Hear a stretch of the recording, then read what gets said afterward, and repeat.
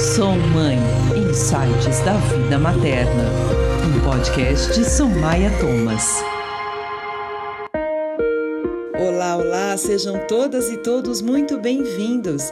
Abraço da Vitrola, Projeto de Voz, tem muito orgulho em apresentar a vocês o 8º episódio de Sou Mãe Podcast Insights da Vida Materna por Somaia Thomas. O Sou Mãe, vocês já sabem, é aquele programa pensado e feito com muito carinho para vocês, profissionais que já são mães e, claro, as ainda não mamães. O conteúdo do Sou Mãe busca trazer suas histórias dentro ou fora das empresas, acolhendo, acompanhando e refletindo sobre elas. Sou Rosana Faber e estou, como sempre, feliz demais com a companhia da minha amiga empreendedora, mentora e coach de carreira, Somaia Thomas, que faz esse trabalho com as mães dentro e fora das empresas. A Su também é voluntária em projetos para o desenvolvimento e empoderamento de mulheres. Su, querida, tudo bem com você? Olha só, um passarinho me contou que você hoje trouxe uma convidada especialíssima para o nosso bate-papo. Oi, Rosana! É verdade! Nesse 8º episódio, nós vamos trazer um formato especial e como uma convidada, como você denominou, especialíssima e num tema super delicado, que faz parte daquela lista de temas de assuntos velados da maternidade no trabalho. A perda de uma gestação, a perda de um bebê, o luto parental. E eu estou muito feliz de estar aqui hoje com ela e com muito carinho eu apresento a vocês a doutora Fabiana Gradella Casarini, a minha amiga Fabi. Fabi, bem-vinda! Obrigada, Su! A doutora Fabiana é psicóloga com larga atuação clínica e organizacional, especialista em práticas narrativas, é também mentora e empreendedora. Publicou 3 livros: Educação Corporativa da Teoria à Prática, pelo Senac São Paulo, Perdas Compartilhadas, coletâneas sobre luto parental, pela Comarte Edusp, e coleção Perili e seus amigos, pela DVS. Fabiana, seja muitíssimo bem-vinda ao Sou Mãe Podcast e muito obrigada pela presença. Olá, Su, querida amiga de tantas trilhas e Rô, é uma alegria, um presente estar participando do 8º podcast Sou Mãe, podendo colaborar com esse assunto que para mim é tão caro, tão precioso e que eu já participo há tanto tempo. Neste episódio, vamos contar uma história que se repete todos os dias em muitas famílias de todo o mundo. O luto parental decorrente de uma perda gestacional. Cerca de 23 milhões de gestações em todo o mundo terminam de forma espontânea a cada ano, ou seja, 15% do total, ou 44 a cada minuto, conforme dados da revista The Lancet, de abril de 2021. O enredo de nossa história de hoje é baseado em fatos, mas com nomes fictícios, para que se mantenha a confidencialidade das personagens envolvidas. Sou mãe. Joana acordou cedo naquela manhã cinza e fria, cheia de energia para as providências que tinha que tomar. Já estava chegando na 30ª semana de gestação e ainda não havia providenciado o carrinho para o seu bebê, que se chamaria Miguel. Encontrou com Marta, sua colega do banco, que iria dirigir até a loja. A barriga de Miguel já não permitia que Joana conduzisse seu carro. A hora do nascimento chegava com pressa, mas a futura mamãe tinha tudo sob controle, só faltava mesmo o carrinho. No banco em que trabalhava, Miguel era comemorado pelo chefe e amigos desde o início da gestação. Todos mimavam Joana, levavam o almoço para ela, davam carona e ficavam de olho naquela barriga que se mexia muitas vezes durante o dia, mostrando que Miguel seria um menino bem sapeca. Organizada, Joana havia iniciado há alguns meses, junto com a sua liderança e o RH, um planejamento de retorno ao trabalho, considerando inclusive os períodos de gestação e licença. Mas no dia seguinte, mais frio e mais cinzento, Joana não acordou nada disposta. Aquela energia de antes sumira e, pior, ela sentia uma séria dor abdominal. No consultório médico, ela recebeu a pior das notícias. Miguel não resistira a uma ruptura prematura da placenta e seu coraçãozinho parara de bater. As etapas seguintes a essa tragédia incluíam o parto, atestado de óbito e funeral, além de morar em uma casa sem o bebê tão esperado. Chegada a data da volta ao trabalho, Joana pediu para primeiramente conversar com a consultora de RH, que é auxiliar em todo o seu planejamento. Diana, disse baixo, não sei como voltar ao setor. Como vou falar com as pessoas que me mimaram tanto durante a gravidez sem o Miguel? Como vou olhar nos olhos delas e explicar essa ausência? Insights da vida materna. Sumaia, como uma situação dessa pode impactar a produtividade, o time, no retorno ao trabalho da Joana? Oi, Rô, é muito difícil, pode impactar muitíssimo esse retorno, né? Como é que vai ser essa volta ao trabalho. E por isso que eu convidei a Fabiana para estar aqui com a gente e trazer um pouco, até, Fabi, se você puder começar falando pra gente, conceituar o luto parental, as diferenças, porque eu sei, você já até me explicou em outras ocasiões, que tem um nome para quando a gente perde durante a gestação, quando a gente perde no parto, a gente perde depois. Então acho que é legal trazer aqui pro nosso público um pouco desse conceito, porque é o que a gente não fala no nosso dia a dia. Então, a primeira coisa, Rosana, até respondendo aqui mais diretamente a sua pergunta, falar sobre o assunto. Então, eu tô convidando a Fabi para trazer, para que hoje, nesse episódio número 8, a gente fale mais desse assunto e a gente leve um pouco mais de naturalidade para algo que é tão importante e delicado no mundo do trabalho. Fabi, conta pra gente, conceitua um pouco melhor esse tema pra gente poder conversar? Bacana, Su. Como que é precioso ter um espaço como esse para falar desse assunto tão velado muitas vezes, sobretudo no universo organizacional. Então, assim, começando do começo, eu acho que é bem bacana, primeiro, dizer do que a gente está falando quando a gente está falando do luto, antes até mesmo de falar sobre o luto parental. Então, assim, eu gosto muito da definição da Gabriela Caselato, ela é do Instituto Quatro Estações, quando ela diz que onde há perda de vínculo estruturante, há luto. E isso não ocorre apenas quando morre um ente querido. O processo do luto, então, ele perpassa vários contextos. Ou seja, o luto pode acontecer, resumido, o luto está aí. Então, falando um pouco desse grande guarda-chuva, então, do que a gente está falando quando a gente fala de luto. Agora, falar do luto parental. O luto parental é o luto que é relacionado à perda de um filho.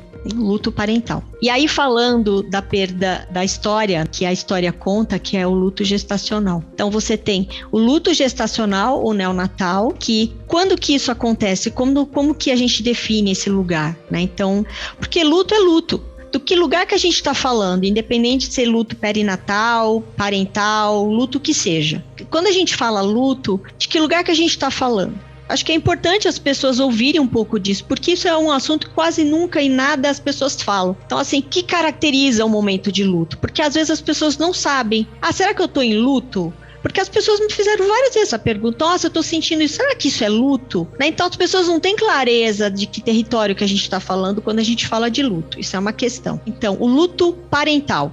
Dentro do pacote, do grande guarda-chuva de luto, você tem o luto parental, é o luto relacionado à perda de filho. Dentro do luto parental, você vai ter um outro luto, um outro recortezinho, são caixinhas, né? Então, que você vai ter o luto gestacional ou neonatal e o luto perinatal. Fabi, explica pra gente, dá o exemplo do que é esse luto neonatal e gestacional, pra gente entender quando ele acontece e por que é denominado desse jeito. Su, acho bastante importante essa tua pergunta. E antes de responder sobre o luto gestacional, neonatal, eu acho muito importante a gente fazer aqui um parênteses do que perda que a gente está falando, né? Então, perda gestacional ou neonatal, ela se dá quando a gravidez é interrompida de forma espontânea, quando o feto tem menos de 20 semanas ou um peso menor que 500 gramas, ok? A perda perinatal, ela ocorre a qualquer momento da gestação até o primeiro mês de vida do bebê. Então, são esses termos que normalmente povoam esse lugar que eu acho bastante importante a gente trazer um pouquinho do que se trata. Agora, falando do luto, né? Então, quando a gente fala desse tipo de luto, o luto perinatal, o luto neonatal ou gestacional. O luto por essas perdas, ele é acompanhado pela falta do espaço e autorização pela sociedade para expressar a dor.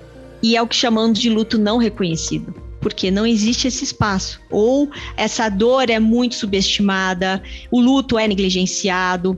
E aí, nesse lugar, as histórias serem invisibilizadas. Fabi, você sabe que você está falando isso e eu me lembrei, acho que já comentei com a Rosana aqui em algum podcast ou nos nossos bate-papos, que uma pessoa de Portugal me mandou uma reportagem de uma médica que tinha pedido licença maternidade porque o bebê nasceu muito prematuro e veio a falecer na primeira semana de vida. Então, assim, imagina, 20 e poucas semanas, uma semana de vida, e ela foi pedir a licença maternidade dela. Quando ela chegou para pedir a licença maternidade, a pessoa, a atendente, quem cuidava desse processo, falou assim: licença maternidade para quê? Você não tem bebê? Você não vai ficar com bebê? Foi uma das coisas mais duras que eu já li e ouvi na minha vida.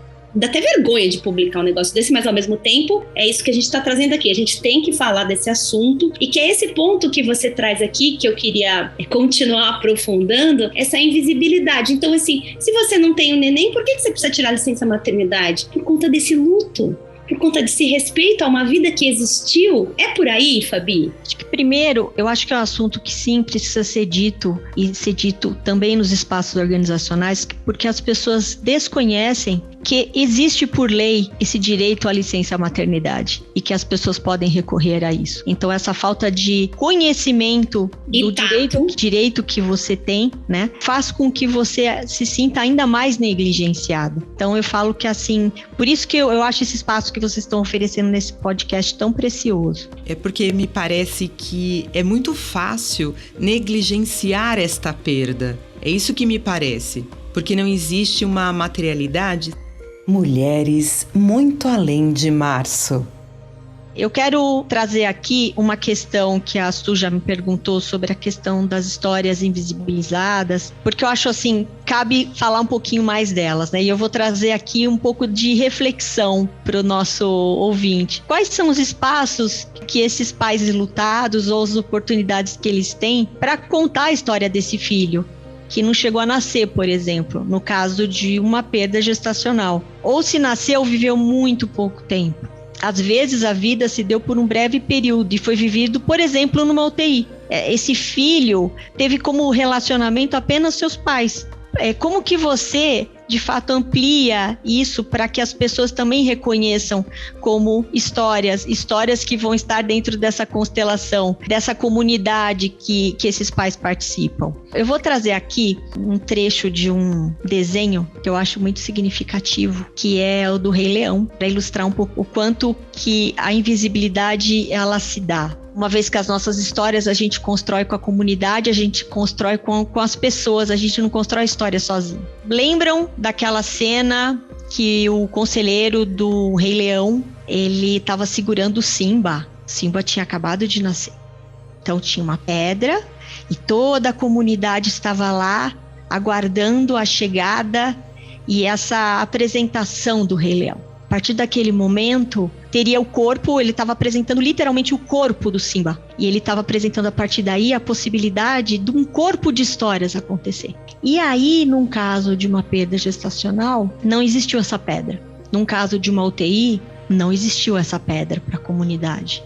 Porque é um lugar restrito, é um lugar que está destinado à mãe e o pai. E eles não têm como compartilhar esse bebê que está ali, sabe lá por quanto tempo, nessa UTI. Então eu quero dizer que existe sim uma grande possibilidade de toda essa história ser invisibilizada facilmente. Porque não houve a possibilidade dessa comunidade que esses pais participam de estar junto. As histórias não aconteceram junto com essa comunidade.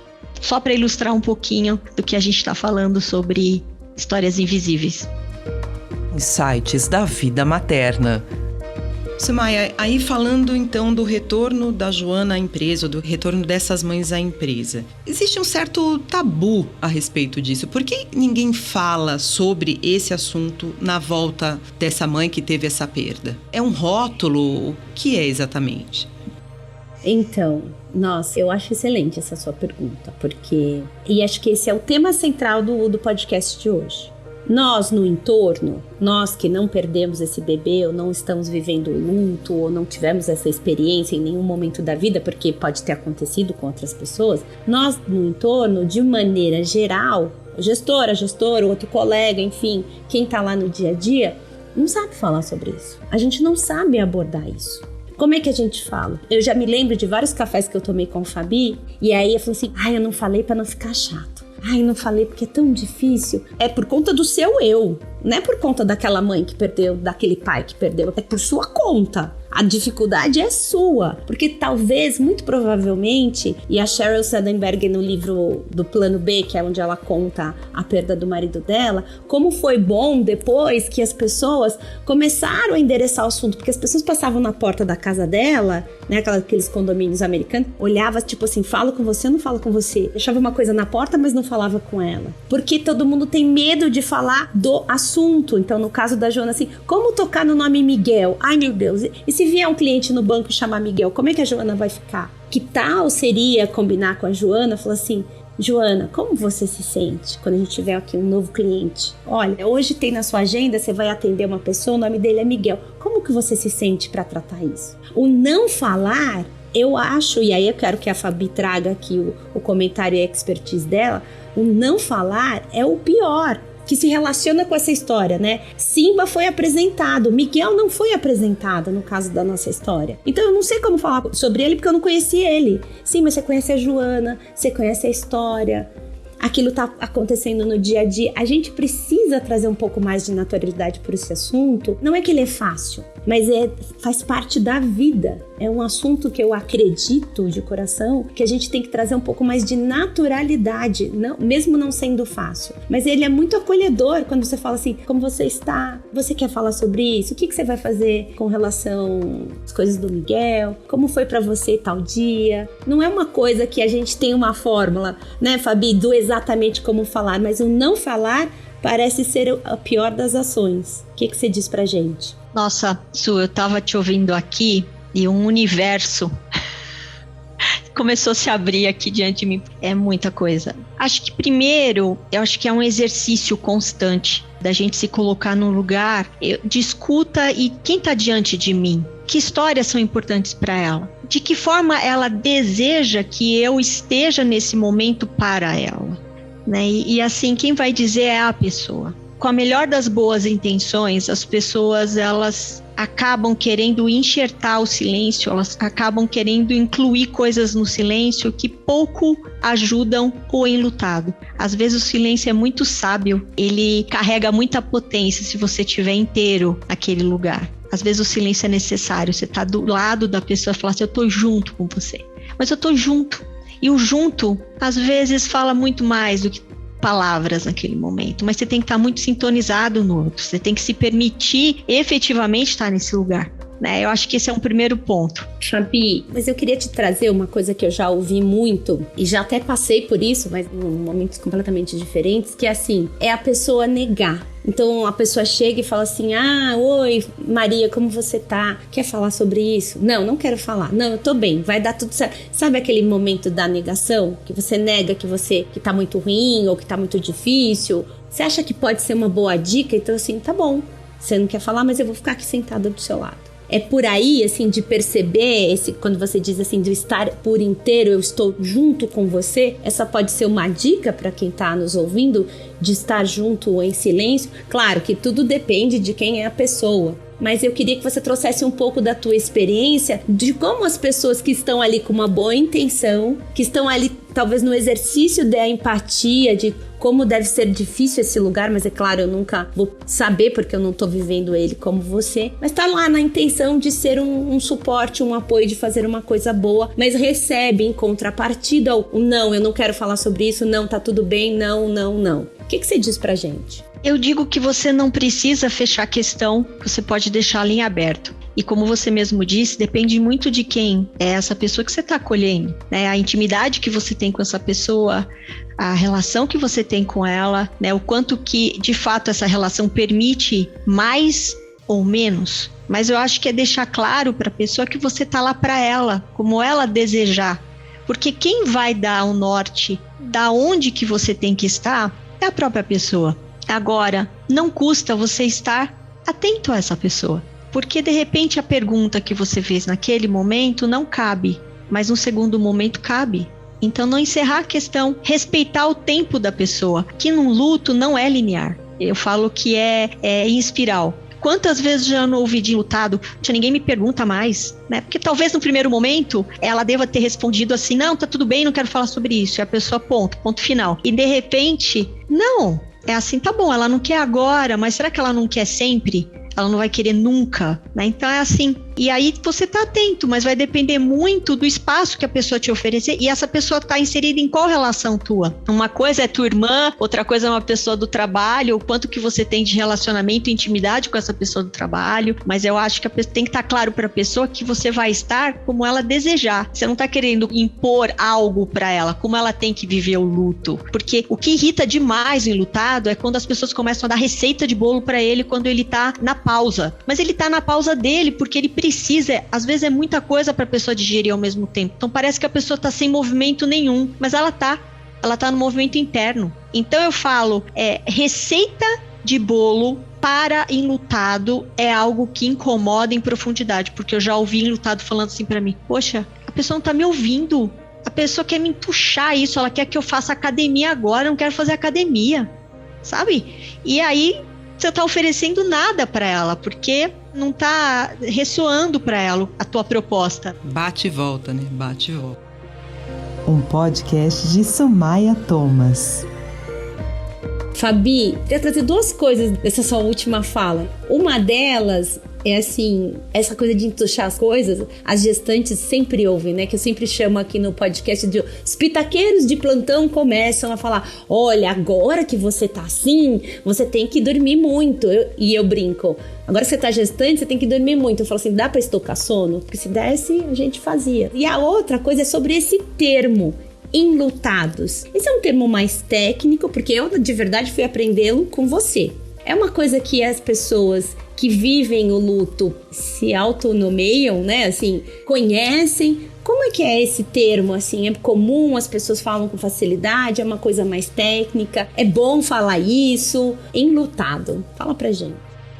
Veja, se você está vivendo um luto, você é enlutado, né? Esse tabu de não falar, inclusive, a palavra. Por que não? Tem um termo para isso e não é técnico. Tem um termo para isso. Eu não conhecia, juro para você. Eu falo que assim é algo que assim até é velado nisso, né?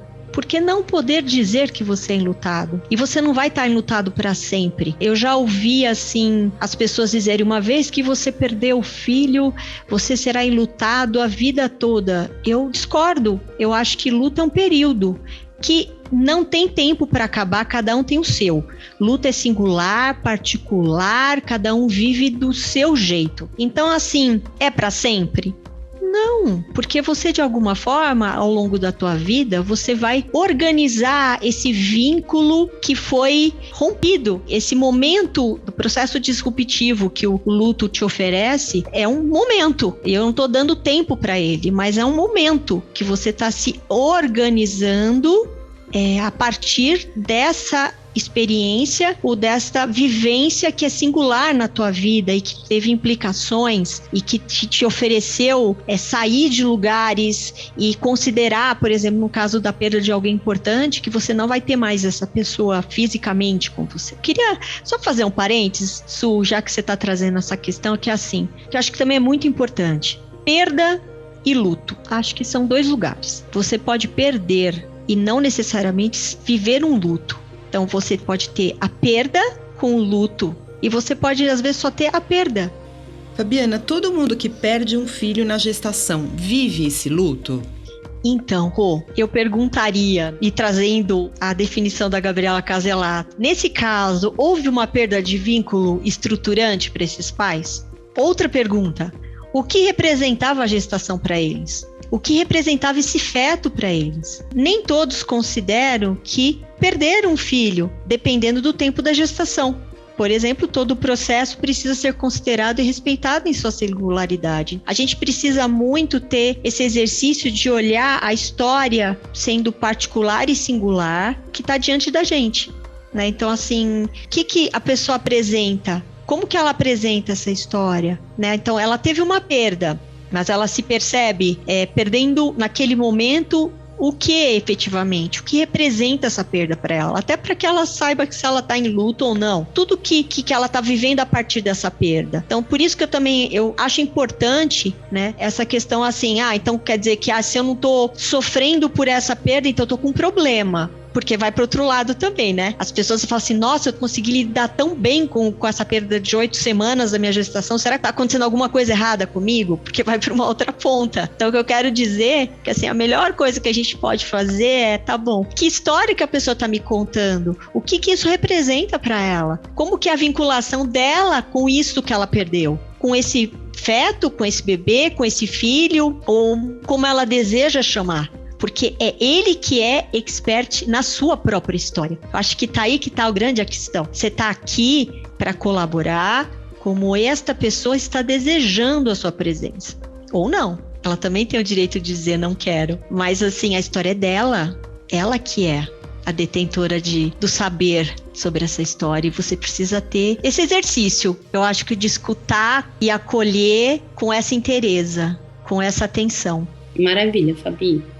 Su, aproveitando esse gancho da escuta que a Fabiana acabou de trazer, quando a pessoa volta para a empresa, quando a mãe volta para a empresa diante de uma tragédia dessa, qual é a forma que as pessoas poderiam utilizar de acolhimento e que não fosse aquele discurso que acaba complicando esse retorno? Talvez uma positividade meio tóxica, um discurso meio padrão.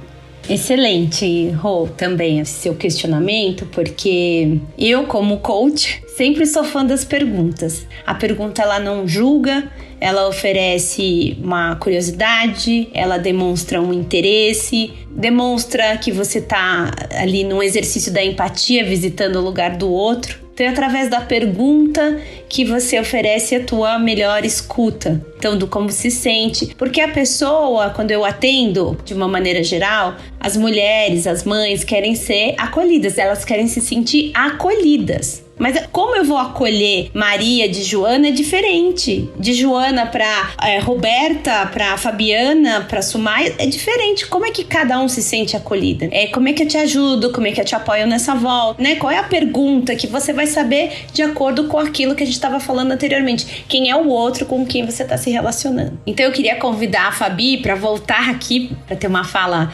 especial, porque toda a fala dela tá sendo assim, uau, a gente quer continuar, a gente tá até aqui pensando já fazer o episódio 2, porque esse tá chegando ao final, o episódio 8, parte 2. Fabi, traz pra gente nessa escuta, porque às vezes você vai lá com boa intenção, faz uma pergunta, mas aí você fala, aí a pessoa volta e faz assim, é mesmo, né? Por que você não faz isso? Aí por que você não vai pra uma academia? Qual é o discurso? Quais são as frases chavões que complicam esse luto? Então, Su, eu achei muito importante você trazer essa questão do discurso e o que dizer ou como se portar diante da pessoa que está vivendo uma perda como essa. Eu falo que você, qualquer um de nós, pode estar reproduzindo discursos que a gente não para pensar, simplesmente. Parece assim, tá no pacotinho das coisas boas para dizer, ou das coisas que podem confortar, ou que vai ser bacana, porque eu tenho que dizer alguma coisa, né? As pessoas, elas têm muita dificuldade em lidar com o silêncio, por mais que ele seja muito importante em alguns momentos. Às vezes eu falo que assim, se você não tem algo para dizer, você não tem certeza daquilo que você está dizendo, ofereça o silêncio para a pessoa, mas o silêncio com presença, você vai acertar melhor. E eu digo que esse exercício de dizer, tá bom,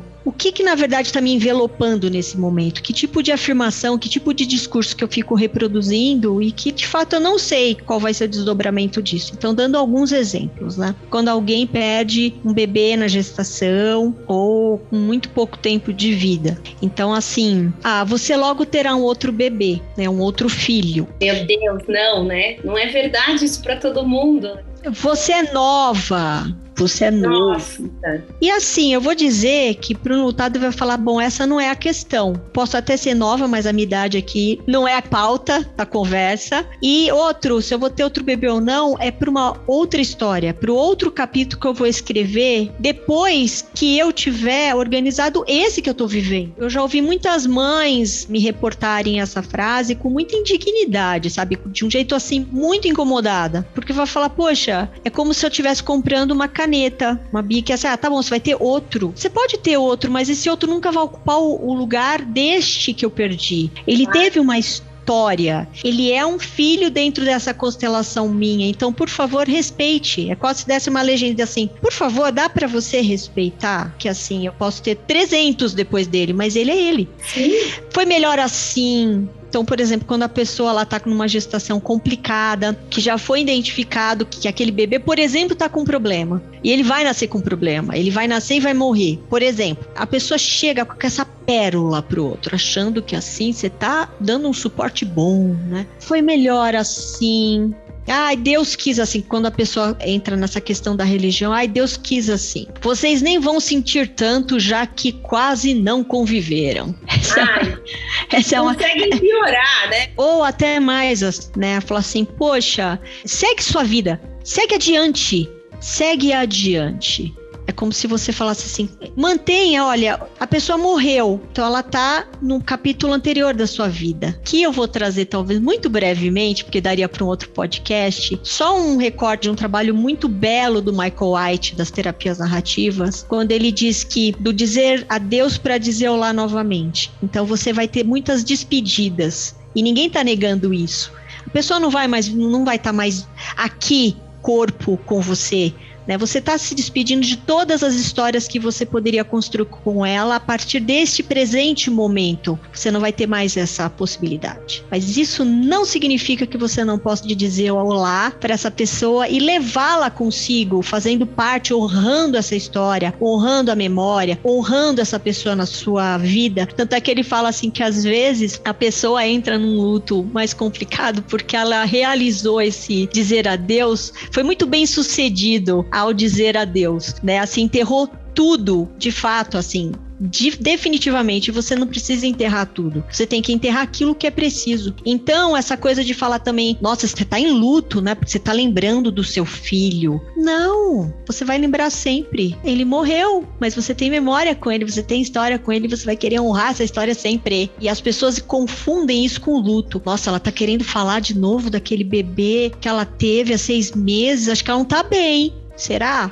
Né? Ou ela tá dizendo, oiê, não esqueçam que o meu filho tem lugar aqui nesse mundo, né? A memória dele pode ser honrada. E as pessoas colocam como luto. Então, às vezes, dizer, só para concluir com uma que eu acho que é assim, eu não vou falar sobre o bebê que ela perdeu, porque, eu tenho medo de deixá-la triste, vou retraumatizá-la. Muito pelo contrário, quando você dá espaço e lembra que ela teve esse bebê, ela não precisa fazer ela sozinha. Ela sente que ela tem pessoas para compartilhar essa história, que ela não tá sozinha nessa. Então ela não vira a única guardiã dessa história. Então só trouxe alguns discursinhos que a gente pode falar sem perceber, e eles não são acalentadores, eles não colaboram, eles não dizem de fato o que, eles não marcam presença da forma como eles deveriam. Você não tá ajudando em lutado falando nenhuma dessas. É isso.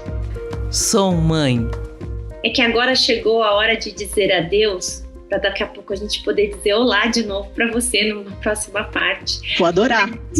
Mas antes de dizer esse adeus e de a Rosana encerrar aqui com os nossos recados e dicas e orientações de sempre, eu queria que você comentasse que dentre os 3 livros que a Rosana apresentou, que você já teve publicado, tem um especial que eu até me propus a ler, que são Perdas Compartilhadas, e que eu falei para você, que livro fininho, vai ser gostoso, vou ler numa sentada, e você falou assim, não vai isso. E aí eu queria te agradecer por ter estado aqui com a gente, aceitado o convite, dizer adeus para dizer olá em breve, que é assim que a gente talvez fique com essa mensagem de como a gente pode lidar um pouco melhor com isso, né, com esse assunto, com as mães enlutadas, com toda essa história do luto, das perdas, enfim, trazendo um pouco mais de naturalidade. E muito obrigada mesmo pelo carinho, que bom que tem gente cuidando disso, porque, como é pouco falado, é bom ter pessoas especialistas para acolher isso e que tomare que esse episódio chegue em ouvidos, em corações, em mentes abertas e em corações um pouquinho doídos, que levando um pouco de acalento. Essa foi a minha intenção do podcast. Fabi, obrigada, e fala então um pouquinho do Perdas Compartilhadas antes de ir embora e a Rosana encerrar belamente. Primeiro, quero agradecer a oportunidade de estar aqui com você, Su, com você, Rô. Foi para mim um presente. Tá trazendo para poder várias pessoas vão poder saber um pouquinho mais, né, a partir desse podcast. Falando do Perdas Compartilhadas, ele é um livro, uma coletânea totalmente sobre perda parental. Esse livro é fruto de uma vivência que eu tive. Ele foi lançado em 2014, mas ele é fruto da minha vivência como mãe naquela época enlutada, né? Eu perdi minha primeira filha depois de 18 horas de vida. O livro também vai falar um pouquinho dessa experiência, mas a ideia é trazer o percurso, né? São 9 histórias e cada família, cada mãe, cada pai encontrou seu percurso para estar ressignificando, se organizando a partir da perda do seu filho. O livro tem a proposta de apresentar histórias de pais que passaram por essa perda e também tem uma parte também de conceituação. Afinal, de que luto a gente está falando? A gente não está dizendo que ele nem mais e nem menos quando a gente pensa nos outros lutos. Ele tem um lugar diferente quando a gente fala de perda parental. E também uma coisa que eu quero dizer muito brevemente desse livro, que eu poderia dizer muito mais dele, porque ele tem uma história, que o livro, estar aqui com vocês, é uma forma também de eu dizer sempre um olá para minha filha que eu tive em 2003 e está comigo até hoje. Então eu quero dizer que eu vivo isso, assim, eu me despedi daquilo que era necessário, me despedi com a partida dela. E eu dou lá muitas vezes para minha filha, né, para essa primeira filha, né, porque depois eu tive 2 irmãos dela, então, mas toda vez eu estou honrando a história dela, a cada trabalho, a cada texto ou podcast que eu falo desse tema. Então é uma forma também de eu dizer olá para minha querida Nicole. É uma pena ter que encerrar aqui hoje histórias e trajetórias tão importantes e um assunto tão relevante. Mas quem sabe, Sumaia, não fazemos mesmo um episódio 8, parte 2. Para a continuidade desse assunto. Sobre a doutora Fabiana, ainda quero contar para vocês que o site narrativasquetransformam.com.br traz informações sobre essa publicação da doutora e sobre todo o trabalho e a jornada dela. Nós estamos terminando. Não deixem de conferir todos os episódios do nosso Sou Mãe Podcast no www.somaiatomas.com.br/podcast. No mesmo site tem o seu espaço, aquele lugar onde você pode contar a sua história sobre maternidade e trabalho. A Sumaia acho que quer falar alguma coisa sobre isso. Eu quero enfatizar, Rô, que nós pensamos nesse espaço, nessa landing page, com um local para você poder escrever a sua história, compartilhar, abrir seu coração. Ele chega direto num e-mail que é só nosso, aqui da equipe do Sou Mãe Podcast. Então é assim, para que você fale assim, nossa, agora tô me sentindo, eu queria poder conversar com uma delas. Então escreve pra gente. Esse é um local de escuta, de afeto, especialmente pensado para vocês e para suas histórias. Sumaia, muito obrigada mais uma vez. Fabiana, um beijo, muito obrigada pela sua participação. Que honra tê-las no Sou Mãe Podcast. Agradecemos sua audiência e contamos com você também para o próximo episódio, repleto de diálogos, insights e análises trazidas pela mais do que querida Sumaia Thomas. Sumaia, agradeço imensamente por mais esse bate-papo inspirador. Obrigada, um beijo. Um beijo muito carinhoso e até o próximo episódio. Beijo, Fabiana. Um beijo a todos e eu vou ficar aguardando esse podcast 8, parte 2, ok? Perfeito. Esse foi mais um episódio de Sou Mãe, Insights da Vida Materna, por Sumaia Thomas.